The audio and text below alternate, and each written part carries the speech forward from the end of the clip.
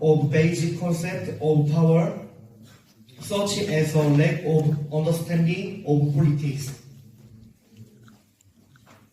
Students about their interest in politics.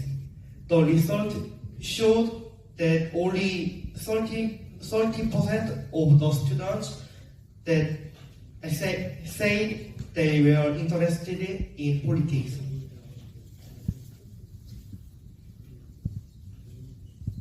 They vote less when they grow up. This hurts democracy. It also stops them thinking critically. We need to do something about this. Schools should teach more about politics. They should also explain why democracy is important. Students should learn their political ideas and get more chances to join political activities. Thank you for listening.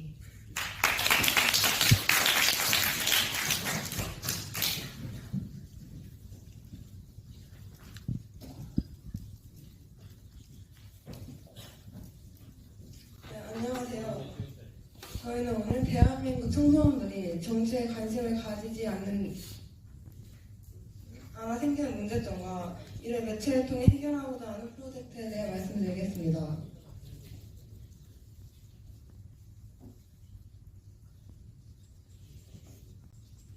이 주제는 저희 팀이 주제 정신 프로젝트를 처음 시작했을 때 정치에 무관심했던 기억에서 출발했습니다. 이 프로젝트는 단순히 정치에 무관심했던 현상을 넘어서 그로 인해 발생하는 다양한 문제를 해결하는 방안을 모색하는 것을 목표로 하고 있습니다. 먼저 문제인식 배경에 대해 말씀드리겠습니다. 프로젝트를 시작할 때 저희 팀원 모두가 정치에 별다른 관심이 없었습니다. 정치는 그저 어른들이 하는 것이고 저희와는 전혀 무관한 것이라고 생각했습니다. 저희는 저희 팀원뿐만 아니라 저희 주변 청소년들 또한 정치에 무관심한 청소년들이 없지 않다고 생각했습니다. 이런 상황 속에서 우리는 과연 우리 주변에는 정치에 관심을 가지지 않는 청소년들이 정말 많은 것일까? 라는 의문을 품게 되었습니다. 더 나아가 청소년들이 정치에 관심을 가지지 않아서 발생하는 문제는 과연 무엇인지에 대해 고민하게 되었습니다. 이런 문제를 해결하기 위해 저희 팀은 대한민국 청소년들이 정치에 관심을 가지지 않아 생기는 문제점을 다양한 매체를 통해 해결하자라는 주제를 선정하게 되었습니다.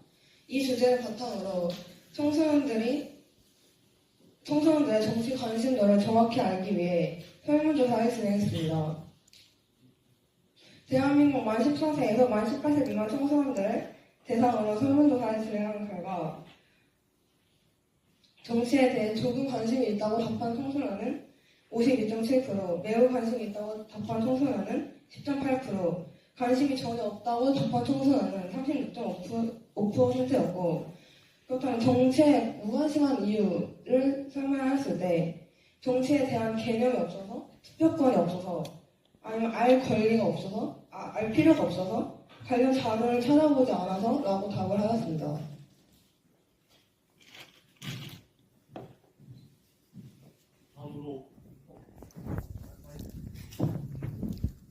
다음으로 문제에 대해 탐구한 내용을 설명해 드리도록 하겠습니다. 먼저 저희는 한국청소년정책연구원에서 2021년 말에 발표한 보고서를 탐구했는데요.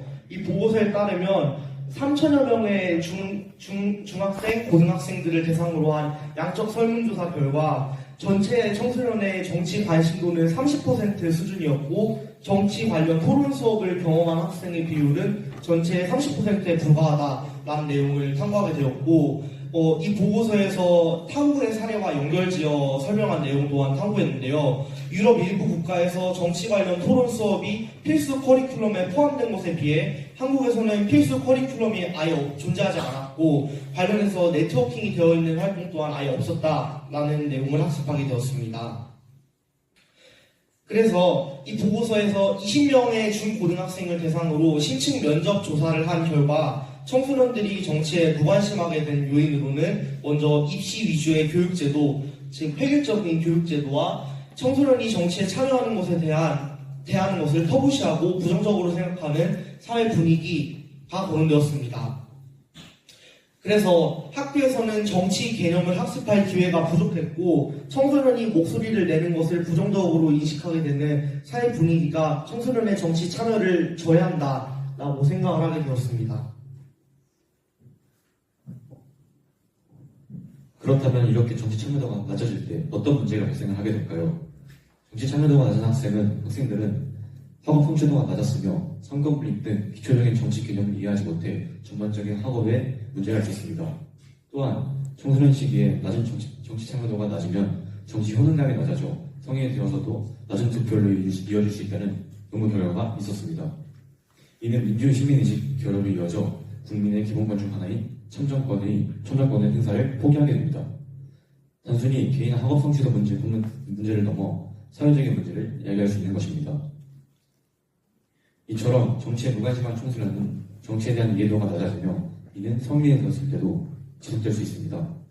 또한 청소년의 의견과 관심사가 사회에 반영되지 않으면 청소년의 권리가 보호받지 못하게 되고 불평등한 정책이 생길 수 있습니다. 따라서 저희는 청소년의 정치 참여도를 높이는 것이 매우 중요하다는 것을 생각했습니다. 자, 여기서 여러분은 SNS를 혹시 이용하고 계신가요? 혹시 어떤 SNS 이용하시나요? 그러면 그런 SNS를 통해서 정치에 관한 정보를 접하면 어떠실 것 같으신가요? 청소년들이 정치에 대한 정보를 SNS를 통해 접한다면 더 가까워질 수 있지 않을까요? 그럼 여러분들이 SNS를 통해 얻은 정보를 누군가에게 전하거나 여러분들이 가지고 있는 정치적 정보를 누군가에게 전달할 때 보다 효과적인 방법에 대해 알고 계시나요? 저희도 그 방법들을 잘 몰랐는데요. 그래서 저희는 SNS 마켓 성장 마케터 김희성 강사님과 인터뷰를 진행하였습니다. 이를 통해 SNS의 운영, 그중의 방향성, 피드백 등을 통해 실질적으로 적용할 수 있는 정보를 얻었습니다. 다양한 SNS 플랫폼을 활용하고 콘텐츠를 자주 업로드하며 타깃 고객의 관점에서 콘텐츠를 제작하는 것이 중요하다는 인사이트를 얻게 되었습니다. 그리고 이를 통해 정치에 관한 정보를 바탕으로 청소년들이 쉽게 접근할 수 있는 릴스를 제작하는 것이 효과적이다라는 것 또한 결론을 얻게 되었습니다. SNS 활용에 대해 좀 더 구체적으로 설명드리겠습니다. 먼저 다양한 SNS 플랫폼을 활용하는 것이 중요합니다. 이는 사람마다 정보를 접하는 플랫폼이 다르기 때문인데요. 예를 들어 어떤 사람은 유튜브를 통해서 정보를 접할 수 있고 또 어떤 사람은 인스타그램을 통해서 정보를 접할 수 있기 때문입니다. 따라서 여건이 된다면 활용할 수 있는 모든 SNS를 활용하는 것이 좋습니다. 예를 들어 인스타그램에 릴스를 업로드할 때 그 영상을 그대로 유튜브 쇼츠나 네이버 클립과 같은 다른 플랫폼에 올릴 수 있습니다. 인스타그램 계정을 운영할 때는 자주 업로드를 해야 하는데요. 왜냐하면 인스타그램 같은 경우는 2주 정도 로그인을 하지 않을 경우 계정의 질이 초기화되기 때문입니다. 따라서 이틀에 한 번씩 자주 업로드하는 것이 좋습니다. 예를 들어 하루에 몰아서 릴스를 4개씩 만들고 예약 기능을 활용해서 하루에 하나씩 업로드할 수 있습니다. 릴스를 제작할 때는 본문에 들어가는 키워드들이 알고리즘을 접하기에 본문 내용을 충실하게 작성을 해야 합니다. 또한 우리가 올리고 싶은 콘텐츠가 아닌 대상자들이 원하고 좋아하는 콘텐츠를 올리는 것이 중요합니다. 항상 타깃 고객 관점에서 생각하는 것이 중요하죠. 마지막으로 콘텐츠 제작의 목적을 세부적으로 나누고 전략적인 목표를 세워야 합니다. 예를 들어 나는 몇 개월 안에 팔로워 수를 얼마나 늘리겠다, 일주일에 영상을 3개씩 업로드하겠다 등과 같은 목표를 설정하는 것이 중요합니다. 주제를 정하는 날과 촬영하는 날 부분에 계획적으로 계정 운영을 해야 합니다. 이처럼 SNS를 효과적으로 활용하고 콘텐츠를 제작할 때 주의할 점들에 대해서 안내드렸습니다. 다음으로는 청소년 정치 참여의 기초가 되는 국회내 교과연계 활동에 대해 살펴보겠습니다.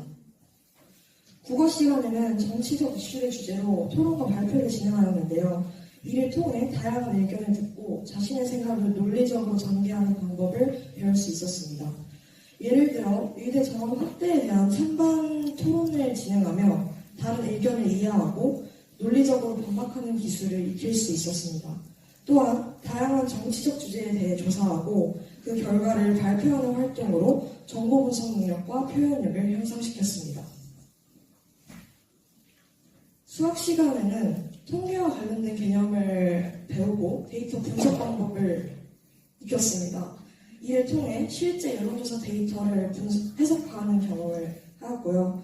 예를 들어 한 언론사의 여론조사 결과를 분석하고 이를 그래프로 시각화하여 정치 트렌드를 파악하는 활동을 하였습니다. 이러한 경험은 정치적 데이터에 대한 이해를 깊게 하고 수학적 사고력을 향상시켰습니다.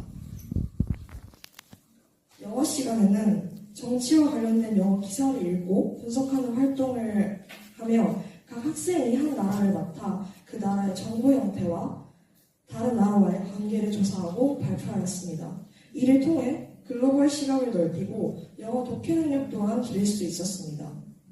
예를 들어 독일의 정치 제도와 미국과의 관계를 조사하는 활동을 통해 국제 정치에 대한 이해를 높였습니다. 과학 시간에서는 과거와 현재의 정책을 비교하며 차이점을 찾아보고 그 차이점에서 진보적 관점과 보수적 관점을 배우는 활동을 하였습니다. 예를 들어 환경 정책이나 유전자 조작 기술에 대한 과거와 현대의 접근 방식을 비교하며 각 입장이 과학적, 윤리적 근거를 바탕으로 어떻게 다른지에 대해 토론하였습니다. 이를 통해 과학 기술이 사회와 정치에 미치는 영향을 이해할 수 있었습니다. 사회 시간에는 대한민국의 정치 제도와 진보, 보수의 개념에 대해 배웠는데요. 거꾸로 캠퍼스가 위치한 종로구 국회의원 선거 결과를 예측하고 직접 모의 투표를 진행해보며 실제 정치 참여 경험을 쌓고 민주주의의 중요성을 체감할 수 있었습니다. 이러한 경험은 정치적 참여의 의미와 중요성을 깨달을 수 있는 뜻깊은 시간이었습니다. 정리하자면 저희 팀은 청소년들이 정치에 관심을 가지지 않아 생기는 문제점을 해결하기 위해 다양한 연구와 조사를 진행했고 이를 통해 청소년들이 정치 참여를 높이기 위한 여러 방안을 모색하였습니다. SNS를 활용한 릴스 제작은 청소년들이 쉽게 정치에 접근할 수 있는 효과적인 방법 중 하나입니다. 또한 교과와의 연계를 통해 청소년들이 정치에 대한 이해를 높이고 더 나아가 실제로 정치에 참여할 수 있는 기회를 제공하는 계기가 되기를 바랍니다. 이상으로 대한민국 청소년들이 정치에 관심을 가지지 않아서 생기는 문제점과 이를 해결하기 위한 프로젝트에 대한 발표를 마치도록 하겠습니다. 감사합니다.